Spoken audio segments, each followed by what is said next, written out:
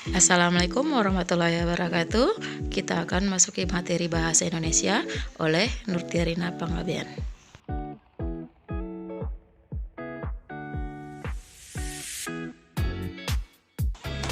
Materi kita hari ini adalah teks eksplanasi. Baik anak-anak ibu sekalian, diperhatikan dengan baik ya.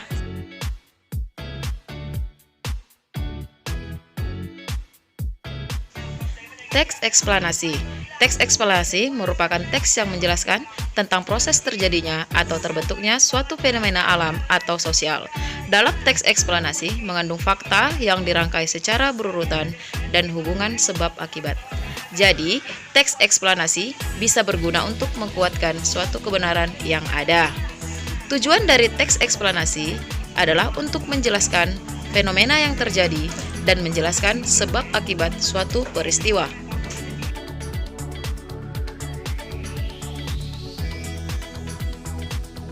Baiklah anak-anak ibu sekalian, setelah kita mempelajari pengertian dari teks eksplanasi, sekarang kita masuk ke ciri-ciri dari teks eksplanasi itu sendiri.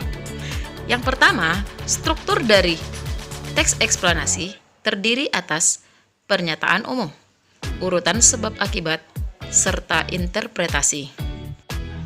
Ciri yang kedua, informasi yang dimuat dengan berdasarkan fakta dan faktual. Dan ciri yang ketiga, faktual tersebut memuat informasi yang sifatnya itu ilmiah, keilmuan, contohnya seperti sains.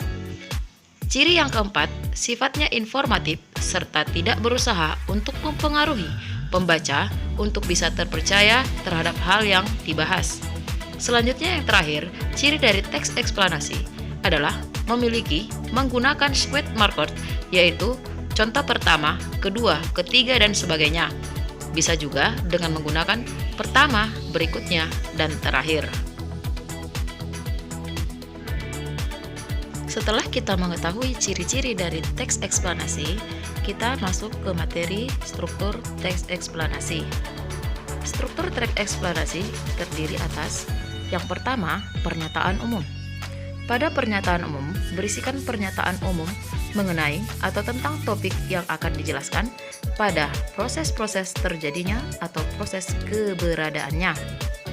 Struktur yang kedua dari teks eksplanasi yaitu deretan penjelas atau urutan sebab akibat, di mana pada struktur ini berisi penjelasan mengenai proses terjadinya fenomena yang disajikan secara urut atau bertahap dari awal sampai akhir.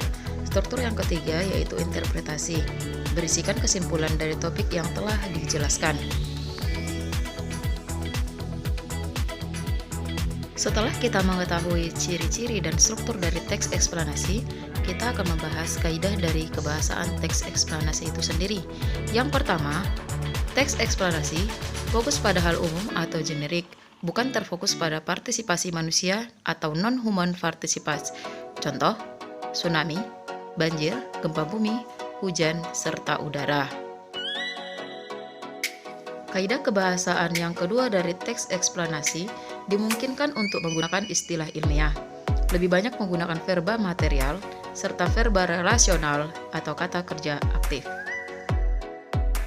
Kaidah yang ketiga menggunakan konjungsi waktu dan kausalitas.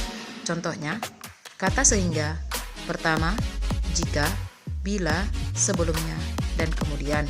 Kaidah yang selanjutnya yaitu menggunakan kalimat pasif. Kaidah yang terakhir yaitu eksplanasi ditulis untuk membuat justifikasi bahwa sesuatu yang diterangkan dengan cara kausal itu benar adanya.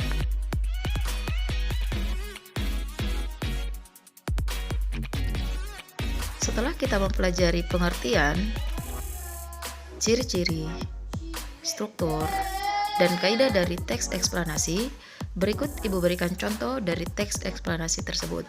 Silahkan dibaca dengan baik.